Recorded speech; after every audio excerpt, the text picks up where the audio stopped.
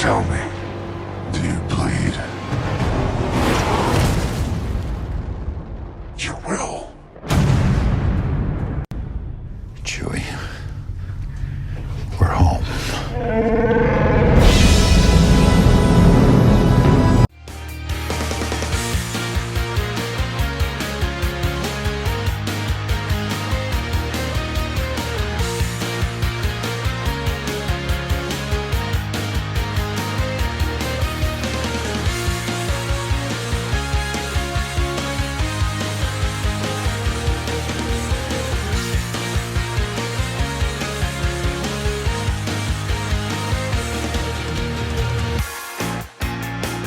Hey, what's up, and welcome to Bits and Bytes, episode number 8. Today is April 19th, 2015, and I am your host, Jeff Weisbein. What did you guys think about those two clips right there?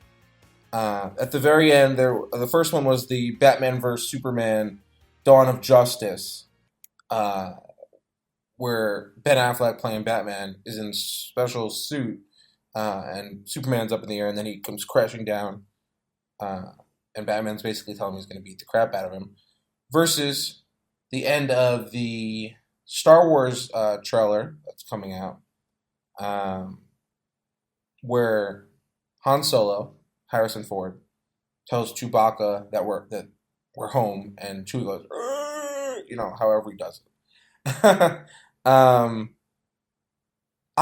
like both, but I'm not personally. I think Christian Bale's Batman voice was the best because it was real voice, obviously, and I just thought the voice that he created for Batman was good.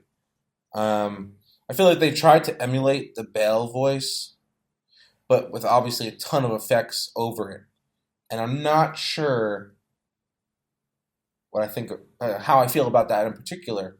I'm not sure if I love it yet or what. I guess I have to hear more of it and actually see it in the movie theaters. But yeah, both trailers got me excited. Star Wars in particular, I wasn't sure. The first trailer for Star Wars was great. The one they released before the second one, which came out this past week. I thought it was really good.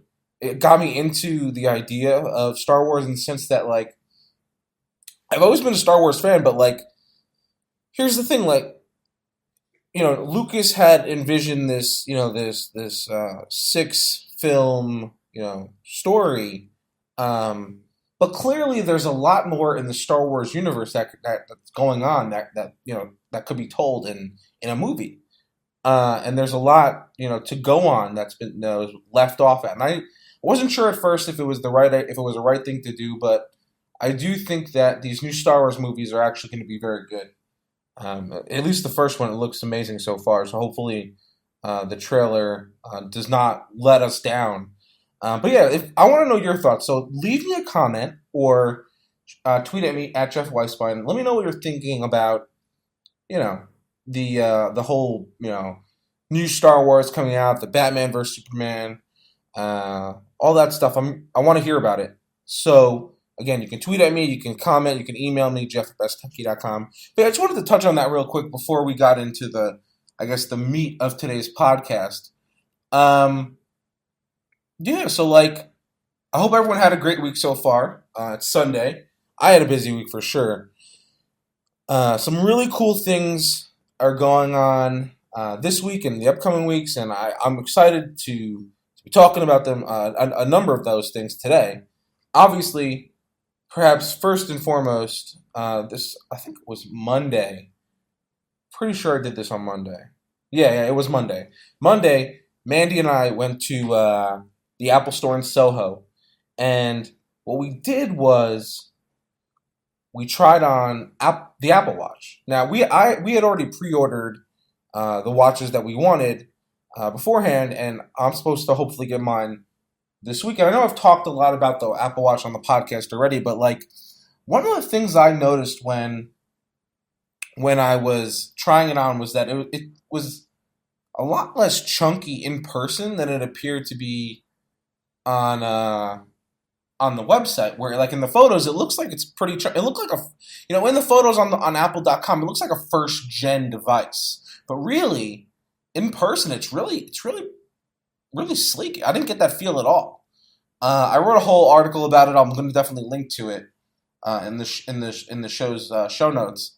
But really, like, I'm excited to get it. I think The Crown is actually. Some people have been giving it some hate. They have had more time with it than I have, obviously. So we'll see for sure, like, how I feel about it. But like in the short time that I was playing with it in the Apple Store, I thought that The Crown was actually pretty awesome in the sense that it was very accurate. It went, it zoomed in and launched apps that I was like thinking, all right, I want to open this based on where I had, dragged like the app icon on the screen, and I would zoom, and then I would use the crown to zoom in to open it or whatever. And I thought it was accurate. I thought it worked well. I mean, other people who have had obviously much more time with the watch than me at this point, seem to disagree. I'm not, I don't know. I haven't read every single review out there, but there were a handful that I remember mentioning the crown as an issue. Other people also mentioned like the icon size being a potential issue. I don't know about that. I feel like again, between the crown and being able to like having that precision touch screen, I felt like it worked. But again, I only had a short amount of time with it. Aside from that, let's go look. Let's talk about looks a little bit. Like it's a lot thinner and sleeker than I thought it was going to be. Again, based on the pictures that I saw, I thought it would be a little bit more chunky, but it's really not. The aluminum watch, the Apple Watch Sport, is actually extremely light. It felt like I was not wearing anything on my wrist. The stainless steel is a bit heavier. Obviously, I didn't get to try on the Apple Watch Edition, but I would imagine gold could, probably be either, I guess, depending on how they do it. The gold could either be slightly heavier or around the same as the stainless steel. Yeah, I mean, if you're going to get a smartwatch and you have an iPhone, obviously the Apple Watch is the way to go. I think that, I've used the Pebble, as I mentioned in a previous episode, like a bit. I just didn't love it. Like, maybe the time is going to be better. The Pebble time, which is the Kickstarter campaign for that, just ended.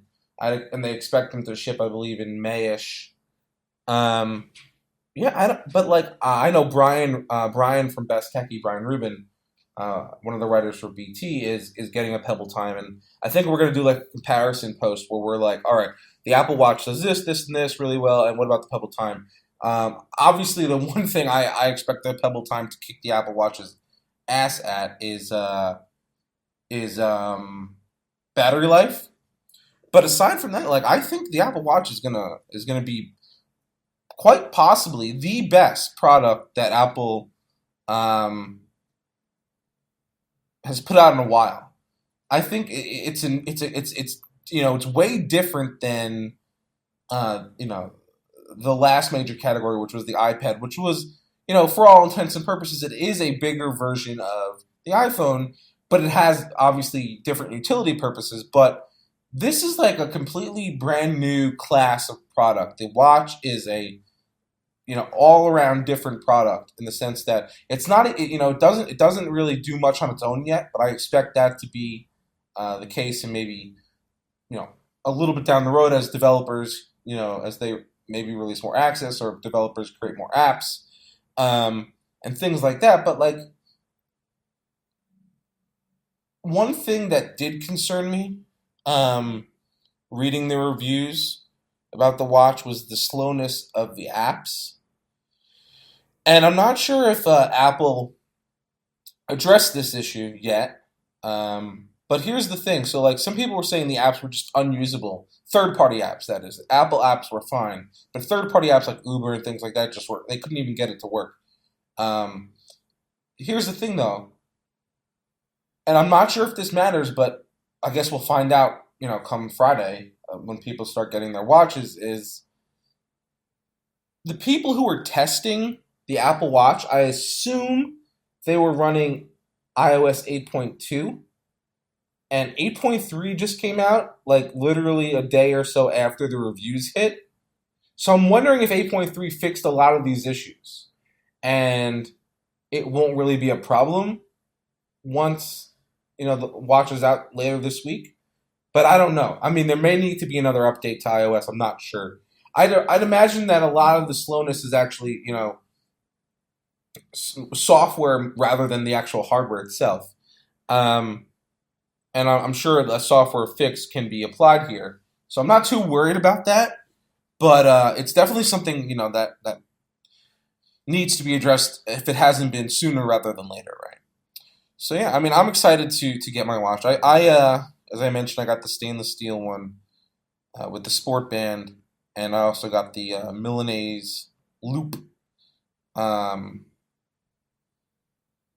and yeah, I tried on both, and they were really nice. Like I know I've said this already, but they were like really nice.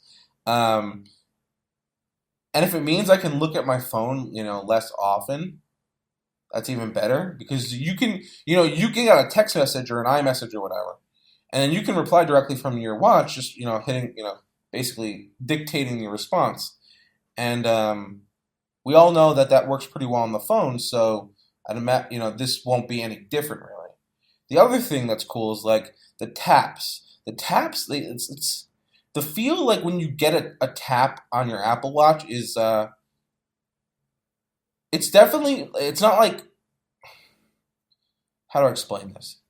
It's noticeable, but it's not like intrusive, if that makes sense. Like you notice like you're getting a tap on your wrist, so you'll know when something is happening on your watch, but it's not intrusive in the way it's it's like overly aggressive with like how like the feel of it is. You kind of have to feel it in person to know what I'm saying, but just trust me when I say that it's actually well executed on that part.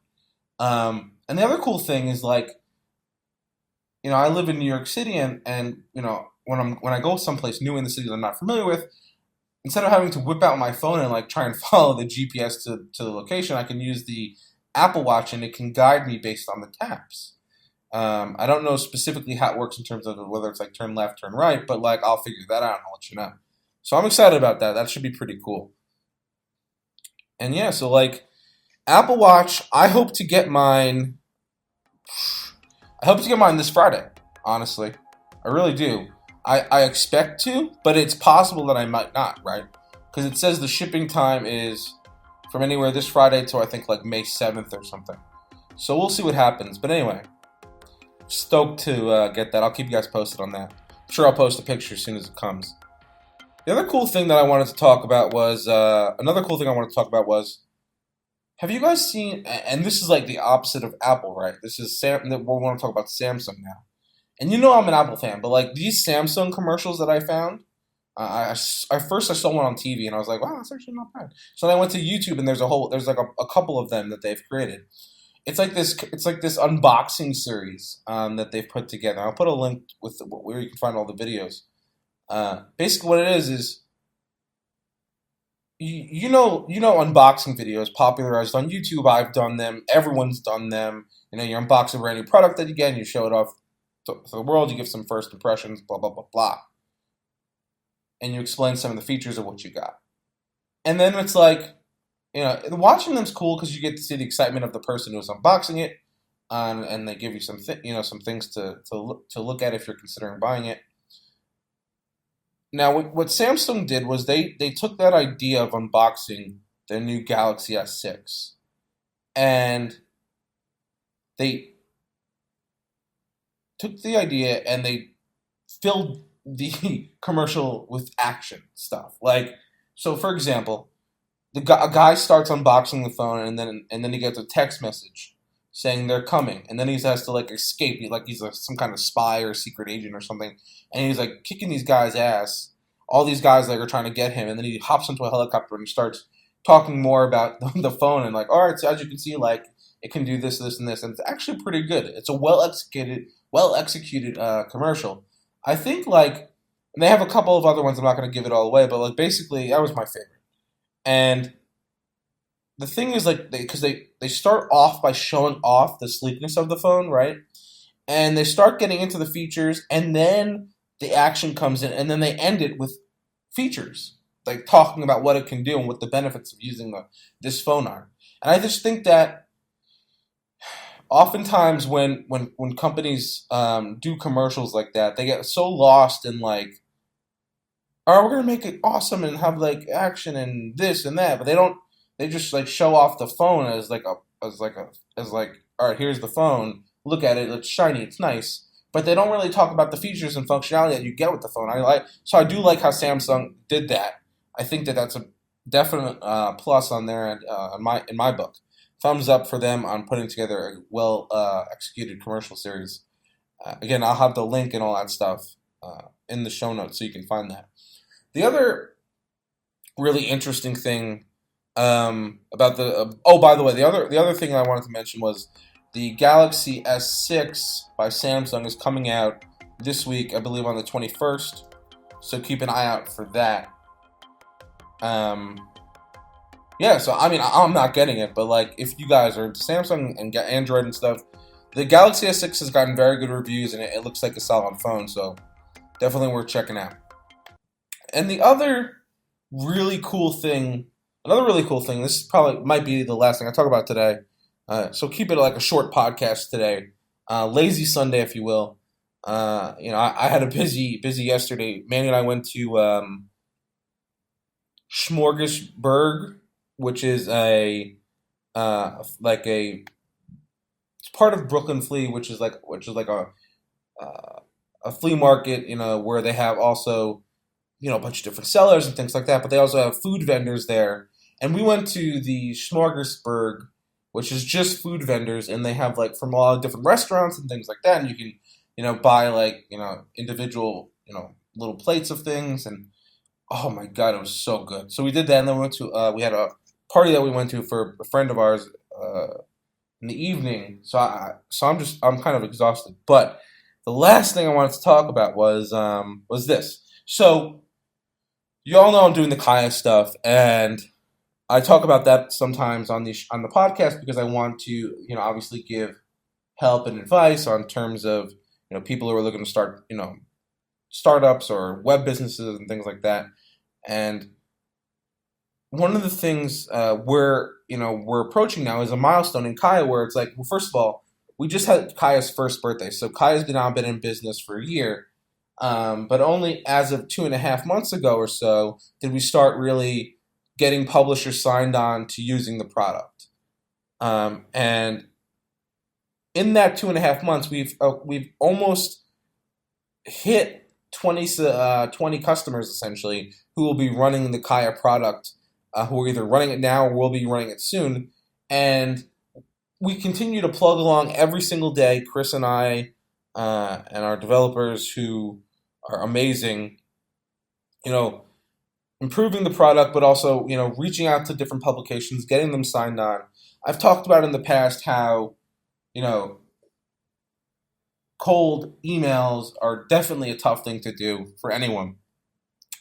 But, it's got to be done. Like, it's grassroots type stuff. You got to start somewhere before you're not just going to launch and get word of mouth automatically. Or even if you'd launched and you got a bunch of coverage, by the way, we haven't officially launched yet. But if you did, you still have to do the groundwork stuff. You still have to continue to reach out to your customers and make sure that you're on their radar and that you're telling them what you're working on, what you're building, what you have built, and it's really important. You can't just expect like people to come to you, and that's something you have to keep in mind. But the other cool thing is, so we're approaching this milestone of like almost 20 subscribers coming up, and of 20 subscribers to the product and using the product. And so far, feedback again has been amazing. Like people are starting to do word of mouth for us, and it's awesome. And they're loving the product. The insights are good. Yeah, I mean, I'm stoked about it. I think like every day we make some kind of progress here, and I'm excited because like it won't be too much longer until like we're really steamrolling along. So it's just something to keep in mind. I just wanted to update you guys on that, and just keep you in the loop on the Kaya stuff. I don't have any like business thoughts per se today. I guess I just gave you a few, but like that was minor stuff. But like I don't know. Like I think my brain's kind of tired, so I'm gonna end it at that today for now. But if you want to keep in touch, you can email me. Obviously, you can email me at jeff@besttechie.com or jeff@getkaya.com. You can follow me on Twitter at Jeff Weisbein. You can go to my websites, getkaya.com or besttechie.com. And you know what else you can do? What else can you do? I don't know. But you can do a whole bunch of other stuff. You can get in contact with me however you want. Thanks for listening. And remember, I'm going to be uploading this to YouTube as well as a trial thing. So anyway, thanks for listening. And remember, you got to take care of those computers. We'll see you next time.